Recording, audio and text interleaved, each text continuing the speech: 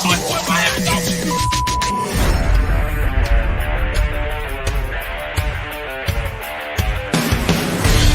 The pressure, he's in trouble. Loses the football. Touchdown! Got it! You have got to be kidding me. Jalen Waddle. It's a Dolphin touchdown. Going deep upfield on the near side. Man open. Touchdown! Looking deep. He's got a man. Touchdown! The run from Tua Tagovailoa. Touchdown! He's going deep. He's got it for a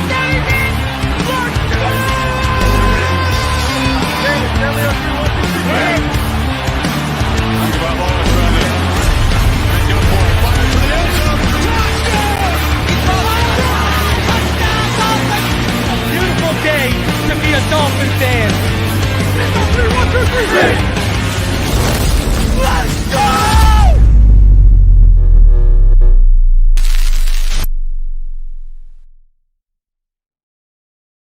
You're listening to Fin Too Deep. Tua back to throw. Blitz coming. They get to him. No, he takes off running. And he's in. Touchdown, Miami. With the sixth pick in the 2021 NFL Draft, the Miami Dolphins select Jalen Waddle. Giving you unfiltered, informed, and controversial takes on the Miami Dolphins and the NFL Draft. Here's Reason and Neal. What is good, Fin Nation? What's good? It's your boy Reason, and we are back here for another episode as we dive Fin Too Deep. As always, we're your hosts. I'm Reason, the man to my left, yet you're right, Neal Driscoll, the co-host. And Neal, it is 5:23 p.m. Eastern Standard Time. We've had over $13 million in cap space for an hour and 23 minutes. What are the Dolphins doing? No, I'm just joking. I mean, let's go. We got to shut this down. It's over. No. How you feeling, bro? The cat. Hey, listen. Whether Dalvin's here or not, whether they add a guy like Akeem Hicks or maybe a Shelby Harris, or hell, maybe even a Michael Brockers because he's got experience in this system under Staley with the Rams. We've backstroked and siphoned through all the rumors, and here we are. And I don't expect it to happen as soon as the bell struck midnight here. But how are you feeling? The money's cleared up. We are now in a positive position to make some additions and adjustments to this roster, and some of them we're going to talk to tonight that they're already going through in-house through training camp. But how you feeling, bro? It's finally, you know what? I'm just relieved that the money's there because we've been so patiently waiting for it to free up, and now we can sit back and see what they do. So, how you feeling, bro? Yeah, I think it's the end of the Byron Jones era, right? And we closed the book on that, and it benefits us in numerous ways. We have $13.6 million that we open up for this year, and another $8 million that opens up for next year. So that helps us kind of pay the bill for next year as well. So look, the Byron Jones, signing work out here in Miami? No. It is what it is. The way that you kind of make that sting less is go out and get a guy like Jalen Ramsey. So, no hard feelings for me. I wish he would have been out on the field, but it's all about focusing on the future. And, we all know the things. And, I was in a space earlier with, Chad, OG, and those guys, getting myself all amped up. Man, I got to stop getting myself so fired up because when I talk about this football team, my whole point is it's a lot different than years past. Like, you've done this as a fan too, Reason. Like, you've overvalued players on the team. You try to convince yourself, like, we have this, team, and then the bullets start flying and you kind of walk with your tail between your legs, right? We've all done that in a sense as a Dolphins fan. But now it's like we have this roster. We have this money that's opened up. What are the moves that we can make that take this team from a Super Bowl contender to the team that you expect to be there, right? Because that's where I am, right? To me, they're a contender. This is a very crucial time because you can add talent. You mentioned some names. There's another guy, Akeem Hicks, could be a really good fit on that defensive line. He's played under Vic Fangio, but I'm feeling great, man. I'm feeling great because I already had outrageous expectations, and I'm confident that Miami's going to spend this money to make their roster better. And we're coming off the heels of these OTAs, man, and there's a lot of good. There's a lot of good to talk about. I didn't get a chance to cover the OTAs yesterday because I had Nick on the show. If anyone hasn't checked that out, go check it out. Great interview and a lot of nuggets from Nick yesterday. So go check it out, man. But obviously I kept up to date on Twitter and through the articles that came out from the South Florida media about what was going on. And, one of the topics today, we'll talk about it, just Chosen continues to fly. Like, and brother, did you see Safed Dean tweet out and said 28 might be a player? And shout out to the homies, Giovanni and all those guys. They hit me up and they said, Reason been trying to tell all y'all this. And man, when I see Safed Dean, a guy who, let's be honest, Neal, he doesn't have both feet in anymore like he used to with the Miami Dolphins. He's got a couple toes in the pool now at best. You know what I mean? And for him to come for that media session and for him to say, what's great too about it is our fan base has been clamoring and craving for us to draft a running back. And we drafted the ultimate weapon and who might be one of the fastest guys in the NFL. And I keep saying this, I think quickly he's gonna cement himself as one of the best receiving backs in the NFL. We've got to, Nick said it yesterday, all these people blowing the weight up out of proportion. Even if he stayed at 192, it's a different game now, right? Yeah. Like what I saw, Neal? It was crazy. I was on Facebook a couple days ago, Neal. Check this out. And this is relevant to the size thing. I was on Facebook a couple days ago, and you know how you can check like old posts, right? I had an old post come up from like 2017, and it was talking about the best quarterback receiver duos in 2017 in the NFL that year, right? Guess who the best receiver duo was for the Chargers that year? Is it Vincent Jackson and Malcolm Floyd? I mean, like quarterback and receiver. Oh, Phil Rivers, Vincent Jackson? Phil Rivers and Austin Eckler. Oh, wow. Look at Herbert.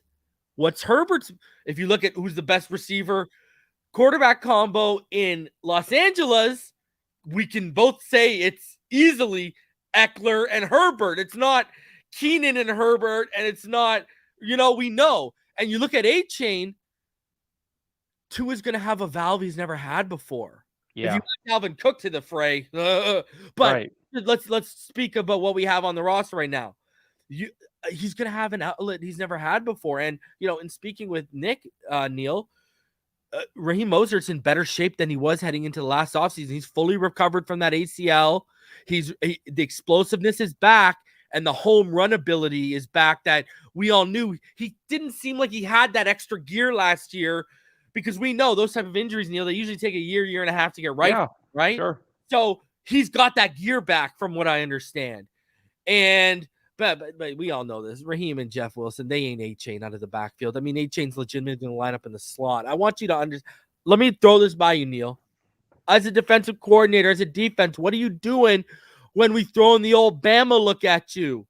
When we got spread 4, all right? When we got Tyreek, Chosen, Achane, Waddle, and then Raheem or maybe Dalvin out of the backfield running a wheel, and these guys are just running verts, and it's the old Tua and Bama throw to the open guy because one of those guys is going to get open. No one can handle that speed. I don't think people realize. Name a defense that could contain that set I just threw at you.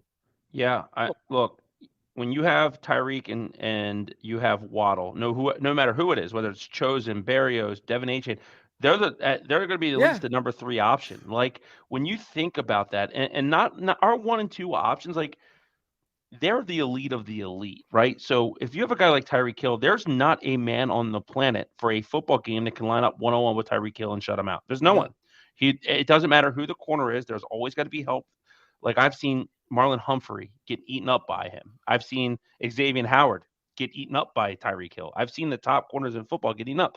Jalen Waddle, I mean, this guy is on the verge of stardom. He's breaking out, I think, this year more than ever. So what that does is that opens up opportunity for so many people. Devon Achane, whether we get Dalvin Cook or not, is irrelevant. There's going to be plays on the football field for him to make. Yep. And he's going to be seeing linebackers in coverage. He's going to be the forgotten man, and people are going to make a mistake. And what you said on that, like that, those fly routes and those verts from the running backs, I've been pounding Just the wheel table. him, right? Just wheel Raheem out of the backfield and Verts up with the guys. Oh while my you're God. while you're on this fix of getting weapons for your quarterback and he's on his rookie deal, don't stop. Keep it going. Like, go get these guys because at the end of the day, here's what it is. There's 11 guys on defense and 11 guys on offense. Mhm. And it's hard to win when you have a Tyreek and a Waddle on the outside. It doesn't matter who you are on defense. It's hard to win because there's only so many players can match up. I think this guy could be a sneaky rookie of the year contender. I agree. I think he's that good. And it's not just about the plays he's going to make. He can run between the tackles. We know he can catch the ball. He's going to make plays on special teams. I just think that this guy is the next home run Miami Dolphins pick. And, it's not, when you see a guy like Safadine say it, right? A lot of times view it with their eyes, but those guys are all talking behind the scenes too, right? There's a lot of conversations. When you get out one of those practices, everyone's kind of walking and they're having water cooler talks. Did you see that guy, number 28? Like, that's what's going on right now. That guy is making an early impression where you're watching that. And when you're the best player on the field, whether it's a mini camp, training camp, OTA, if you're a rookie and you're the best player on the field that day, you're going to get people's attention. And I've had people tell me that have been there like, dude, I'm not just saying this. The one practice, I think he ripped 3 50-yard runs. And I'm like, yeah, well, that's what's going to happen. Like, he's a more physical Chris Johnson. That's who he is. And, like, God, if this guy hits at the level like a Chris Johnson, like, holy crap, then we're talking, I'll get the bronze, you get the chisel, we'll get the Chris Greer statue. Bro, no, what's super impressive about all of it too is like, Tyreek's not really putting in a lot of, he's there, but he's doing more work on the sideline. Same with the X and Ramsey, and X invites him out to that camp right away because they've been sitting on the sideline, and you heard Tyreek talk about how, and Jalen talk about how impressed they were. I mean, Jalen Waddle didn't even want to tell the time he'd been clocked at when he heard Devon Achane been clocked at 26 miles per hour. Devon Achane would get a ticket in my residential area, bro. Seriously, bro. It's funny though. Like, you think about like if Tyreek Hill and them, Jalen Ramsey, are in football shape, which we know they are because they work out all the time. I'll be honest, I might be in the minority. I could give a shit if they practice, man. Yeah, they don't need to. I don't want to. Yeah, they don't need to be out there. No. They have nothing to prove. We don't need to risk nothing. I don't want to risk them. Like to me, there's a dedication that's needed, but there's also a smart dedication that's needed. Yeah, Tyreek Hill's not going to learn anything and gain anything by being in practice. Like, I'm just saying, he's there, he's committed. He's worked with Tua all bro. season. Did you hear what Did you hear what Nick said yesterday? No, I did not. He said Tyreek, dude. Nick was at a session with all the receivers and everyone was warming up. Tyreek shows up after introducing himself to Nick. Nick's like, "Oh, okay, you gonna warm up?" He's like, "No, I don't warm up." Buddy, just straight into running 4-2, bro. Like, he doesn't even warm up his hammies, nothing. He just gets the field and goes. He doesn't need to warm up. Like, isn't that crazy, dude? Yeah, like, I mean, he is. When you talk about the top 10 players in football, Tyreek Hill's one of them. Dude, he might be the best athlete ever in football. Like, he's in that conversation. He's amazing. And he's ours. And it's awesome. And Devon Achane looked like he's about to, he could be that in a couple of years that we talk about one of the best athletes in football. Well, and I think you also, like, you mentioned another name, and that's Chosen Anderson. And I was giddy, if you remember, when we signed him. And we signed him right after Odell kind of signed in Baltimore. And I said the Dolphins got the same player for a tenth of the cost. Yeah. And I truly believe, man, like, I would say this. Chosen Anderson and Braxton Berrios are starters in this league on a lot of teams. Yep. And when they're your number 3 and a 4, and like, you can't even like talk about Cedric Wilson and Eric Uzakama, even though they're good football players, because our top 4 is so strong. Like, at $1.6 million, Chosen Anderson might be one of the best values in football at the end of the season, because he is going to toast. He is going to thrive when he's lining up against third and fourth corners, and there's going to be no help because the help's going to be on Waddle and Hill. Like, it's just a dimension. It was very strategic. Like, the Dolphins front office is making very strategic draft picks and signings. And sure, the theme is speed. And everyone there's the cliche. Everyone in the NFL is But fast. these guys are so much more. We're drafting and signing guys that know how to use their speed. They're not McCole Hardmans that just run vertically and that's it. You know what I mean? Well, they're football players. They're football players that are very fast. And that's the biggest difference is all of these guys are proven commodities who aren't just like we see it every year. Somebody gets drafted, like the Patriots drafted Tyquan Thornton from Baylor because he ran fast. The guy's just not a good football player. You saw that highlight today. Right. yeah, right. But like that's every year. Like Darius Hayward-Bay, I'm a Terp, man. The guy played high school football 10 miles from my house. I love Darius Hayward-Bay. When the Raiders took him at 7, I was like, man, what are they drinking there? Because it's like you can draft fast guys, but if they don't play football, the Dolphins' speed translate and it's dangerous. You see the term track team. Well, the reality of it is it really damn sure is. Because we're talking about Chosen, we're talking about Achane, Waddle, Hill. Most are as fast as anyone. Braxton is not just fast, but he's also got football quickness and a savviness as a runner. Like there's just so many different elevations of speed here that like you have to. I mean, like if you're a defensive back in this league, sometimes you can cheat, and that's how you can jump in front of a pass and make a pick. If you do that against the Miami Dolphins and you miss, it's not over. It's not 15 yards. It's 85 yards and 6, and that's on the board. That's just dangerous because we talk about Tua's slants being one of the most beautiful passes in football. Yeah. Well, that's where defensive backs cheat and try to beat and get to the pick 6, right? They kind of sneak in, try to get him. When Waddle catches those and there's no safety over the middle, like honestly, man, like it's exciting. It's great. See, one of the things that I really loved about Tua and me and EM used to highlight about it way back in 2019, 2020 when he was coming out. What really impressed him, and you knew he was such a timing and rhythm thrower, was we talked about the 4 verts and the running back out of the backfield they used to do at Bama. They're probably going to do here, and no matter whether you ran a 4-2, a 4-3, or 4-4, he was dropping it over top in the breadbasket. Like, and people don't respect and understand enough how much of a superpower that is to incrementally shift your timing based upon player speed, understanding them and understanding angles, understanding trajectories. Like that is a level of a superpower to be as rhythmic and on point as he was at Alabama. And you see it now. We talked about all those guys. They range from 4-2 to the little 4-4s. And we know with utmost confidence, Tua can hit every single one of those guys in stride. No problem. You know what I mean? Like it's one thing when you have a bunch of burners and you just got to, I just got to know I got to throw it early. But it's another thing when I got the quickest burners out there. I got normal burners. Because really, if you look at it, there's 3 tiers to speed in the NFL, if you really think about it. Well, 4, but the 3 that matter are 4-2, 4-3, 4-4. Anything 4-5 and over, you're in a tier of whatever, right? But those are the 3 different tiers, and just it goes again to his timing and his ability, and just he was one of the best deep ball throwers coming out of. He was renowned as one of the best deep ball throwers coming out of college, Neil, and that was one of the reasons why. Right. Well, when we drafted him, the one thing that was kind of always said against him that was taken away from him is that Tua will never have the weapons he had at Alabama. Well, you know what? His current staff of weapons is better than anything he ever had at Alabama, right? Like if we're being honest. And I think it's one of those things that you just mentioned a great point. When Tua is in rhythm and Tua is hot, like NBA Jam, he completes 3 in a row and the flames thrown off the ball. He's on fire. Yeah, he becomes a cerebral assassin, like the old Triple H from the WWE. Yep. But he is, when he gets that swagger and that confidence, it's over. It is over.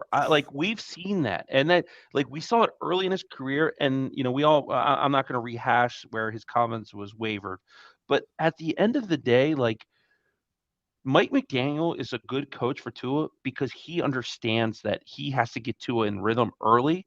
Yeah. And because of that, you can throw smart passes, but with the Dolphins' playmaking ability, a small little check down just to be a completion to get Tua in rhythm has the potential to go to the house. And you know how much it means, bro? Neil, You are preaching to the choir because I talked about, I live stream every week when we're playing games, and I'll let you continue your point. I just got to jump in here. You are preaching to the choir, brother, because that's what I've been telling people for years. People don't realize we need those 3 or 4 short, don't even go to the intermediate level. We need those short because Tua is the epitome of a rhythmic thrower. And to get rhythmic throwers in rhythm, you got to heat them up like a pitcher, right? Just like a pitcher, Neil, right? Right. Yeah, I mean, in my scouting report, I said Michael Jackson doesn't even understand the kind of rhythm that Tua Tagovailoa has. Like it's unbelievable when he gets in that zone. It's his zone. It's really hard, and that's where he plays. That's when you see the footwork out of this world. The Right. anticipate, bro. He even starts taking velocity off his footballs because he does the Steph Curry follow through because he's so confident in his ball placement when he gets to that level, bro. And Tua wins with ball placement and accuracy. And that's, like in anticipation. Yep. He might not go win a quarterback challenge. Like if you remember the old horrible video game for Super Nintendo where you would have Marino and throw darts at the boards when they were moving. Like that's not the kind of player, the player that Tua is. He is the kind of guy you can win with in the modern day NFL because he knows to put the ball in the spots. Now I did watch the clip when you were talking with Nick about throwing to the other hash, that 40-yard throw that he's been working on, and I heard about the increased velocity. Those are things that, Nick Hicks deserves a lot of credit because Tua looks physically in the best shape of his career. There's definition and muscle that we've never really seen there before, right? Like he looks awesome. He looks awesome. Yeah. He's improving his velocity. He's working harder than any player in this league right now. Agreed. So for me, he deserves the weapons that Miami's built this team around him, and he deserves the keys to the castle. And this team right now, those little checkdowns are the difference sometimes, of Tua getting a positive play versus, unfortunately, getting a concussion like he did against Cincinnati, right? Like, if he's confident in his ability to check down, that's going to prolong his health as well. And that's why it's really valuable for that to have it. It's valuable for our offense to have an out on any play so we don't have to sit back there and hold the ball. And, you're the leader of the Devon Achane train. And I think it's that type of player that this offense really lacked down the stretch last year where, Raheem Mostert has his strengths, Jeffrey Wilson has his strengths. Being a good security valve for Tua Tagovailoa really wasn't either of their strengths. So for me, you get a guy that's that. And I know that there's a notion out there, well, if the Dolphins go out and get a guy like Dalvin Cook, Devon Achane's role is going to be diminished. No. Let's build that strength. You can do a lot more with that, and he doesn't have to think. He doesn't have to take mental reps. When he's in the game, he just knows what he's doing. So, man, this offense is as good as it's been here in the post-Marino era, and I would argue that it might be, when this season's over, as good as anything we've even seen in the Marino era. That's how much confidence I have in the personnel, the quarterback, and the coaching. Let's talk about this quickly, Neil. I want to get your thoughts on this, and I know people want to hear us talk about this one. I don't know if you saw, but the word coming out, and we'll just go over briefly here, this little portion of this article here. We'll go over it briefly. But after Miami Dolphins offensive lineman Liam Eichenberg had an knee injury cut into his critical second NFL season, he's now seeing practice time at a new position this offseason. Eichenberg has been taking snaps at center during organized team activities. He said following Wednesday's session that his previous experience playing the position amounts to none. Just training on multiple positions, trying to get a better understanding of the offense and doing what the team needs to do, said Eichenberg, of an addition to his OTA workload that had begun after Miami's May 23rd practice, the last open one to the media before Wednesday. Despite his new venture, Eichenberg, the left tackle from Notre Dame, who went to left guard last year, still has his sights on earning the starting left guard job. A lot to unpack here. We're going to talk about Connor Williams in a little bit here. Okay. And why they might be doing this in the long run. We'll save that for when we discuss Connor Williams. Right. But let's talk about this right now. Thoughts on Eichenberg at center, and are you thinking what I'm thinking about who's that left guard right now? And I'm gonna add this to the Eichenberg thing. This is why I think it makes sense, Neil. And this is why I like this better than guard or tackle. When you got guys with short arms, length issues, not the quickest feet in the world, not the best athletes, where do you usually put them? Right. They're the ones that get pigeonholed to center, right? Yeah, I am thinking what you're thinking, and I'm thinking on various levels. First of all, when we signed Isaiah Wynn, Yes, sir. I was telling everyone left guard. When I watched him play at Georgia at left guard, I saw a guy that was the third best interior offensive lineman in the same draft class where a guy named Quentin Nelson was my number one.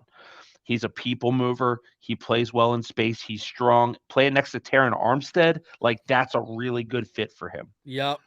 I think Liam Eichenberg's best position in the pro game is at center. I think because of his limitations and his athleticism and his short arms, and I think he's more of a finesse type of player.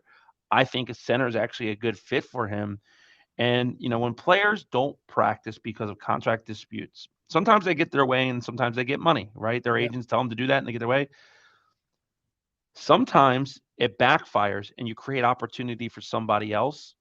And when you're on a 1-year deal and the team can save $6 million for moving on from you, you got to be really careful how you play that card, because if Liam Eichenberg goes out there and plays really well, who knows what the landscape. So I think that this is what they need to do at this point. I thought that when they signed Isaiah Wynn, there was starter money there.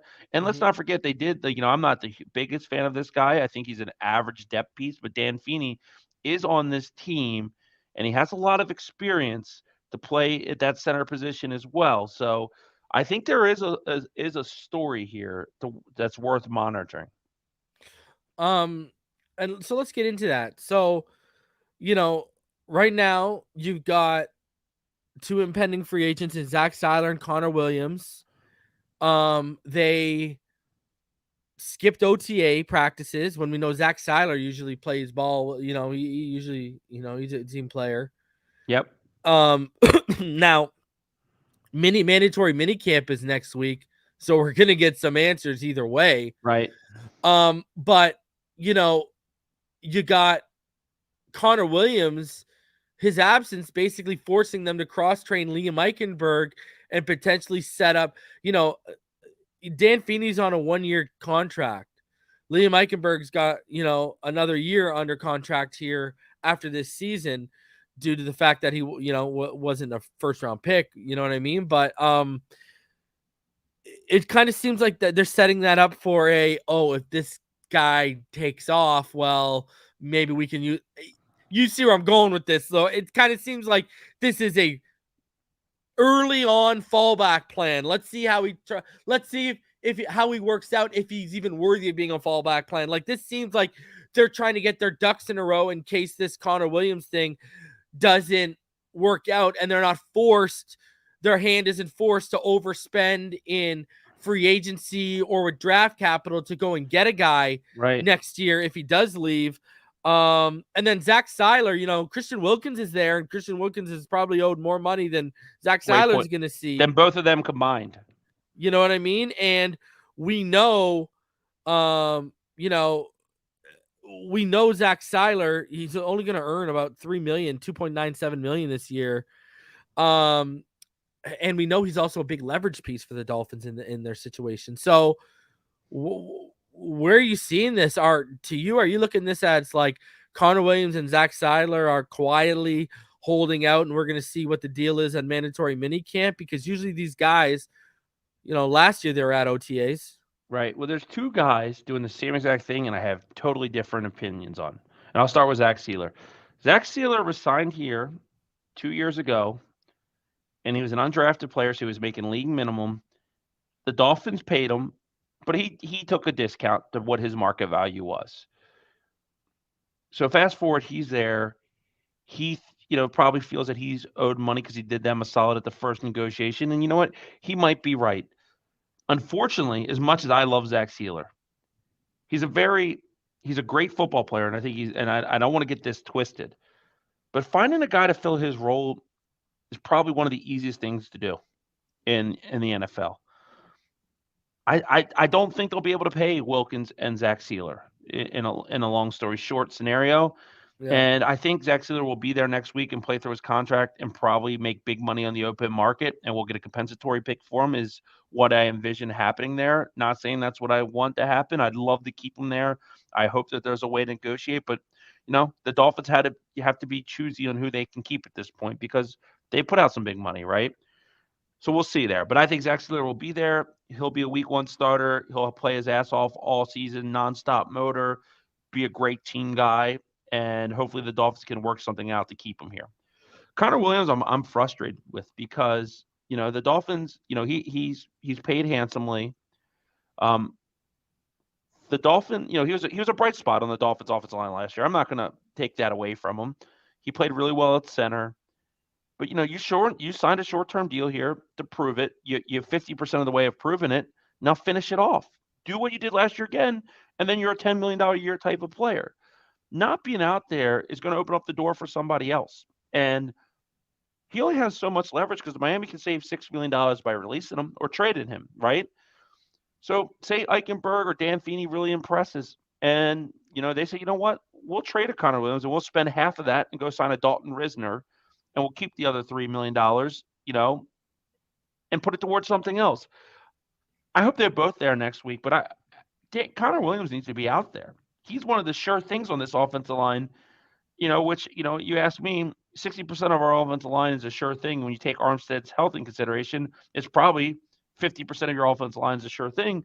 Connor Williams needs to be there. He needs to be a veteran leader to this team, to a young group, and lead by example. And the money start part will take care of itself. So I'm disappointed in Connor Williams. I understand Zach Sieler. I don't want to jump to any conclusions till next week when it's mandatory. But it wouldn't surprise me if we start, because we haven't had any bad news lately, Reason, as Dolphin fans, right? Like everything's been pretty good. It wouldn't surprise me if one of them's a holdout. And I'd have to guess it would be Connor Williams. See, I think Connor's going to reset the market next year if he hits the free agency because he's going to say to them, I can offer you top 10 run blocking guard play, or I can offer you top 10 center play. Like that. I think he's going to try and reset the market, bro, because of his versatility. And we did it to ourselves. And if you don't get it done, honestly, if they don't get it done this offseason, unless he really falls off this year and they reinvest in him based off what they saw this past year, I just think he's going to price himself out. I don't see Well, and I think it's a really fair point. And where I am with it, and I don't want to make this the whole Dalvin Cook thing, right? Like, we got $13.6 million. I would love for us to add Dalvin Cook to this roster. I've been consistent saying I think it's a 75% chance it happens. I wish it does happen. Yeah. If it doesn't happen, right, just wearing the other shoe, maybe the smart thing to do is to put this $13.6 million carried over to next year, right? You're saving an additional $8 for Byron Jones. That gives you $21 more million towards next year, because if you're thinking about keeping the players that you have, and I'm pulling up the Dolphins cap situation next year, I know they're over the cap for next year, and who cares? Like, I know. And also, we want to keep some money for the trade deadline because you never know where you're going to be at and who's going to be available. Well, the Dolphins next year are $31 million over the cap, right? And that's not counting the Byron Jones move yet that just went official. So that frees $8 million. Cedric Wilson saves $7 million. Jerome Baker saves $10 million. Agba saves $14 million. Keon Crossan saves $4 million. Like, Jason Sanders saves $3.5. I just got us like $20 million in the positive, right? So it's not hard to do. So carrying the space over, like, maybe you wait to the trade deadline and keep that money in the reserves, and then a team, that was supposed to be a good football team craps out at the end of the year, fires their GM, and then you make a move. Like, so, like, I don't know. It's tough, but here's the one thing I know is we'll lose a player that's going to hurt to lose, whether that's Zach Sieler, that's Connor Williams. It's going to happen. I mean, you can't pay everyone. And one of the trade-offs for getting a player the caliber of a Jalen Ramsey is that eventually you got to pay him something. And it's not like he's have unreal requests. He's being very team-friendly. Unfortunately, Christian Wilkins is going to get that big contract. I think that's the contract reason. I think Connor Williams and Zach Sieler are going to be teams that, get signed. I don't think the Dolphins are probably going to be too active next year in free agency. And I think they're going to try to accumulate draft picks via the old compensatory model, because they've had a couple years where they haven't had a lot of draft picks. So it's sad to lose players sometimes that you like, but don't ever let the name on the back of the jersey mean more than the logo, right? And unfortunately, if you ask me, hey, we can send Jalen Ramsey back to the Rams, but we could keep Connor Williams and Zach Sieler, I'm going to laugh at you. So let me ask you this. Knowing Fangio's defense highlights paying edge rusher, second-level players, and secondary players, they don't invest on interior players. That's why everyone was so surprised Hargrave got that money in San Francisco. Right. Would you even pay that money, or would you reinvest that back? Listen, if Tua balls out this year, he solidifies himself as your franchise guy. There's no doubt about it. Oh man, isn't that $22 million that you want to pay Wilkins? Isn't that better used reinvesting in the offensive line, especially if you're going to lose Connor Williams? Yeah, that reason. And look, Waddle and Phillips and Javon Holland are coming up. That's what I'm saying. Like, you don't Tyreek, just have this first wave of contracts too. You got to be prepared for the second wave of contracts. Right. And Tyreek, Chubb, and Ramsey and all them are going to probably fall off in some capacity when Tua and all them are getting their bag. We'll see how it roster. We've seen teams manipulate the cap. Mm-hmm. The good news is the 2024 offensive line draft class is remarkable.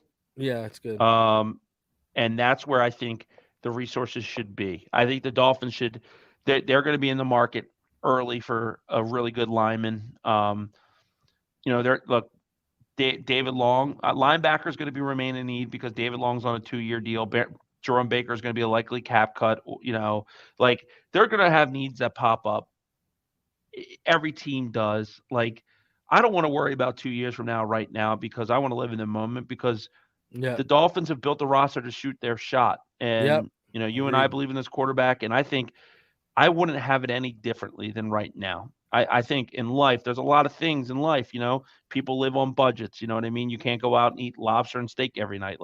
I'm sure, there's different things you have to make decisions in life that are challenging, and sometimes good decisions hurt just as much as bad decisions. And unfortunately, if you ask me, the Christian Wilkins things, we could probably spend the rest of the day talking about, right? He's a really, really good football player. I think he's one of the team leaders of this. I love him. I want Christian Wilkins here for the rest of his career. But I could also understand the counterpoint, which is paying $20 million for a defensive tackle is a lot of money to swallow. In a system that doesn't stress having to pay and overspend on that position specifically. See, that's what people are forgetting. See, people keep leading with their feelings instead of the facts. And the fact is, this defense does not stress having to have elite interior guys. It's mainly elite edge, secondary, and second level guys here. You know what I mean? Obviously, it helps to have elite interior guys, but they don't stress it. And the two easiest positions to fill in football to me are running back and defensive line.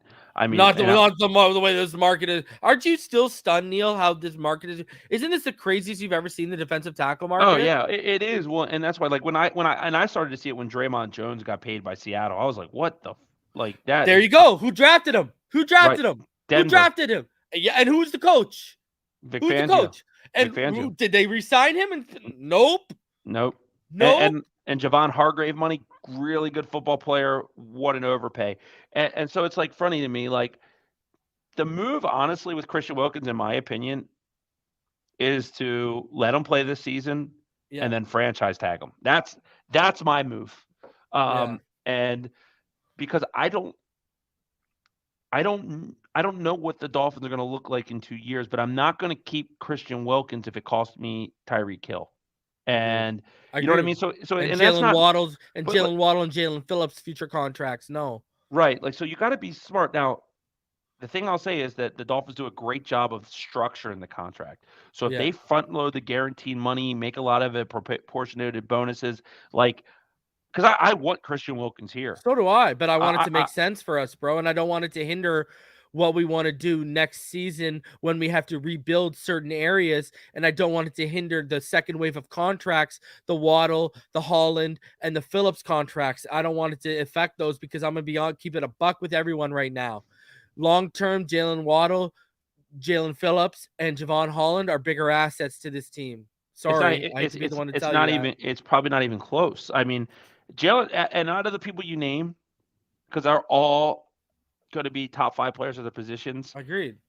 To me, and I love Jalen Waddle. He's my second favorite player in football. Yeah. And he looks, bro, how jacked does he look ready? Press ain't going to be stopping him this year. He looks like he's ready to fight through and whole buddy. Right. But out of those 3 guys, the guy who I think is going to have the most money coming his way is Jalen Phillips. Yeah, I think Jalen Phillips is going to be insane. Yeah. I'm a big ass homer, and I'm not going to act like I'm not. But if I am a betting man, and bets I will be putting on are the Dolphins in the Super Bowl. Of course, I'm going to bet Defensive that. Player of the Year, bro. And I'm putting Tua as comeback and MVP. And I think those are slow little moves that you could put. I mean, look, dude, but that's the thing. I think the structure is really good though, because they structured Chubb's contract pretty much so that when Phillips is paid, they get out. Yeah. We also know that X is going to be coming off the books in the next couple of years too. Like the Dolphins have a lot of flexibility. Yeah. It's just getting through the next kind of 24 months where it's going to be the hurdles, and it will all work itself out. Jalen Waddle and Jalen Phillips and Javon Holland aren't going to go anywhere. I know. And Christian Wilkins is probably going to be here, but it gets nervous. Like we're having problems that we haven't used to having when we have too many good players. Good players. This is what a good team has to go through. But we got over 420 people in the room. Smash that like button, subscribe if you're new. Right, nice. Listen, another one we got to talk about, a pass rusher here. Mitchell Agude, the former Miami Hurricane, is impressing. Obviously, he was coached up by Jason Taylor. Yesterday, apparently, he gave Ryan Hayes the work. He, at both media sessions open to the media, Mitchell Agude has impressed. He looks like he's already ahead of where Cameron Good was last year, who he took.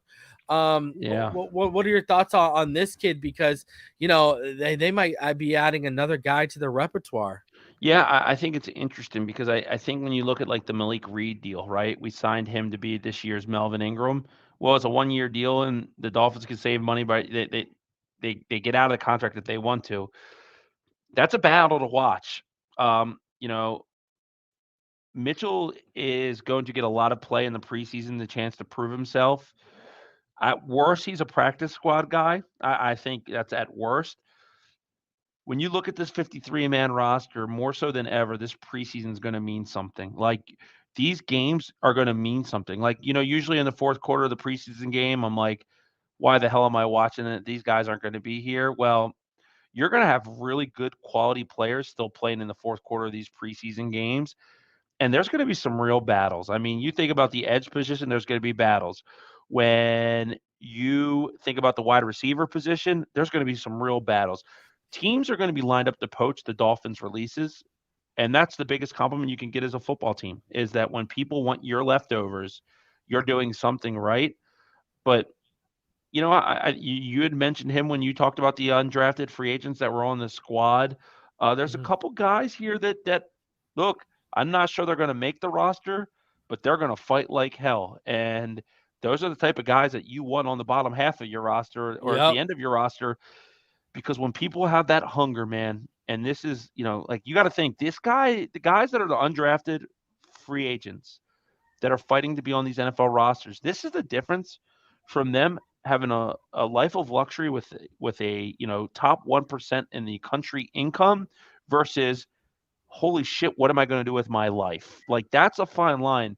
And when you have that, you're back against that kind of wall, it's the old, pressure either makes diamond or burst pipes kind of thing. But I love seeing those stories when the Cameron Wakes of the world go realize those dreams. Every penny that dude made in his career was something he earned, man. That is one of my favorite things to follow. And he's a local guy to the team, played at the U. What a fun story to monitor. But as fans and, content creators, having players to follow in the preseason that aren't locks to the roster, but are guys that are going to raise your eyebrows is a lot of fun to have because it gives you something to work on. It gives you a guy to monitor, to really watch. And hey, man, I think that as good as this roster is, the beauty of this coaching staff is you're not just getting given things. You're going to have to earn them. It doesn't matter who you are. If you're not one of the top 45 players on this Dolphins team right now, those last 8 spots, you're coming to work and you got to earn it. Let me ask you this before we get into final thoughts here. Robbie Anderson, we talked about him a little bit earlier. You know, I don't know if he's gonna, put up 1,096 yards, but do you expect, especially compared to, 2022 and 2021, do you expect him to bounce back big time this year? I do. I think it's just I think, he's used to being a 1 or 2 in his career, right? Like, you're used to a 1 and 2, and he won. I mean, he was a 1,000-yard receiver as a number 1 receiver, right? Like, you can't take that away from him. He went to an unfavorable position where, he was in Carolina and, he had Cam Newton when, Cam was kind of on the downside of being Cam Newton. Yeah. And then he went to Arizona and Kyler got hurt and, it just didn't pan out. Like, Tua's the best quarterback he's played with in his career. Yeah, Fact. it's true. He's It's the true. number 3rd option at best. But he also never had a Tyreek Hill and a Jalen Waddle in front of him. Yeah. Like, that's why he probably signed here for so cheap reason, is that he can view – if he goes out there and catches 800 yards and 5 touchdowns, right, like, there's going to be a team that pays him. And, Yep. he's 30 years old and he's got one more probably decent payday in his life coming to him. It's all or nothing for him right now. If he doesn't have a good season here, he'll slowly trickle his way out of this league, and it might happen as soon as next year. But I think he's conditioned well. I think he's ready. I think the number one thing he's doing is building rapport on the football field with Tua Tagovailoa. Yeah. That's going to go a long way. Like, the whole purpose of these practices right now is to enhance the chemistry, to find the synergies. And Tua knows he has it with Waddle and Hill. If you're Braxton Berrios and you're Chosen Anderson and you're coming in here and you're replacing guys that have a year experience in this offense on you, that's a really telling tale. Like, we could see that in OTAs, Tua likes to find Chosen Anderson. Yeah. That tells me a lot. And it also tells me that he's getting open. And God forbid the first time I see it, of course, he was burning Noah. Yeah, really, eh? Right? Love it. Like Noah, God no. Oh, that was David. That was David Davis. Oh, was it? Even worse. Even worse. Oh my God, man! Every time I seen that number 9 jersey, man, there's dirt on the back of it. Like, it's It looked tough. better on Cam Smith, bro. That's all I know. That Oh, number but 9. look, and the one thing I do want to say is that, dude, I know it's just like video and the Dolphins, but Cam Smith's movement skills are insane. It's ridiculous. Eh? He's It's insane, fluid man. He looks so Bro. fluid out there. I mean, Where do he you think looks like D-Hop goes? I think he's posturing right now with, now he's saying in Houston. There's Cleveland out there. I think he wants too much money. I think he ends up on the Chiefs. I think the Chiefs are going to get him for a value. Did you see what those anonymous NFL executives said about how he can't separate anymore? And, Right. Yeah, Well, I know this a long time ago when free agency first started. I was kind of told that Pat Mahomes had personally asked the front office to inquire about getting DeAndre Hopkins, and that there was mutual interest. I just think that it could play out a little bit longer. He did that tweet with the kind of the monkeys doing that thing the other day. Yeah. I think that him and his agent are posturing that something's coming, and they hope something does. Do you think they're just trying to squeeze as much as they can out of Kansas City, basically? Yeah, because I've heard that Buffalo's interested, but they're interested for the right price. Like, yeah, but you got to play for where he's at right now, and he's got to play for his legacy. And the Chiefs got to wait. The Buffalo ain't winning nothing, bro. Like, right. Well, I'll say this though. I disagree with those GMs that say he's washed up. He came back from his suspension and looked good last year. He might not be the player he was beforehand, but I still think he's a capable NFL wide receiver. Like, I don't think he's completely washed, but I also, like, he can go to Buffalo, and Diggs and Hopkins isn't better than Tyreek and Waddle. It just is what it is. Like, honestly, if I'm Cleveland, I probably stay away, even though he has familiarity with Watson, because, they invested in some young receivers, and, I don't think you want to pull from that. Like, Houston, like, it makes sense for Houston to go get him because it'd be good for, CJ Stroud to have a bona fide target. But, like, if I'm DeAndre Hopkins, do I want to go back to the team that pretty much gave me up for nothing and go? And I mean, look, they had a good draft. They ain't winning. Yeah, they ain't winning. They're going to have, well, Arizona's going to have it because they have their pick, but I think that Houston's finishing with the worst record in football again. So, it's one of those, or they didn't last year, the Bears did, but you know what I'm saying? Like, they're not going to be a good team. So, like, hey, it is what it is. But I'm excited for mandatory minicamp, man. I'm excited, like, just for the bullets to start flying. And final OTA session is tomorrow, man. Right. Yo, let's get your let's get into some final thoughts here. Right. And I did want to cover this for everyone because I know there's a report out there that Armando Salguero and such are pushing that it's between the Miami Dolphins and the Buffalo Bills for Dalvin Cook's services. Well, I'm not going to get into specifics here, but it's not the Buffalo. The Buffalo Bills are, I know the other team, and it's not the Buffalo Bills. I've even told Neil who the other team is. It's not the Buffalo Bills. So the Buffalo Bills, they're more in on DeAndre Hopkins right now than they are on Dalvin Cook. I mean, me and Neil have been pretty consistent on top of this. We've heard for time that he doesn't want to step on James's toes in Buffalo. So there's no Buffalo. From what I understand, the Buffalo Bills are not the other team that's in on Dalvin Cook right now. So or inquiring about his services. So just I had to straighten that one out. I haven't decided yet whether I'm going to go to Patreon with all of it all. I might not. So I don't know yet, but I'm just here to tell you all right now, it ain't the Buffalo Bills. But yeah. And I'll just say that, if Dalvin Cook has his chance, he's going to be a Miami Dolphins. Yeah. Oh yeah. He's under contract with the Minnesota Vikings. It's up to us if we want him. That's what it's coming down to. Right. Because the Vikings aren't just going to look. Dalvin Cook is too good of a player for this miracle situation to happen where Minnesota just kicks him to the curb and the Dolphins get him for a huge discount. Like, that sounds awesome, but like, you look at the Minnesota Vikings and they're a team that's on the cusp of, what do they have with Kirk Cousins? There's a lot of questions there. I would say that the Dolphins, I have it at 75% still. I'm sticking to that. That's my feeling. I don't think it's something that necessarily is going to happen overnight. This is a poker type situation for me where you don't want to blink first. So at the end of the day, if Dalvin Cook isn't part of the Vikings plan, he's a lot of their cap space and it doesn't know justice, right? So does a trade happen? If the Dolphins, Nick was sitting there with Dalvin when it came across ESPN that Dalvin had been replaced by Madison on the Twitter banner for the Minnesota Vikings and basically had the attitude of like, oh, okay, that's how it is. Let's go get to work. Right. Well, look, man, and what I'll end on with the Dalvin Cook situation is that you add that guy to this offense, to this football team. I don't know if there's a team that could beat us. That's how good of an acquisition to me that is. And look, you get an out. You sign him with a contract and out because I believe Devon Achane is going to be an every down runner, and this back is going to probably be ready in the next year or two. Yeah. So like, exactly. I'm not married to Dalvin Cook for 3 to 5 years. I've said 2 years. 2 years.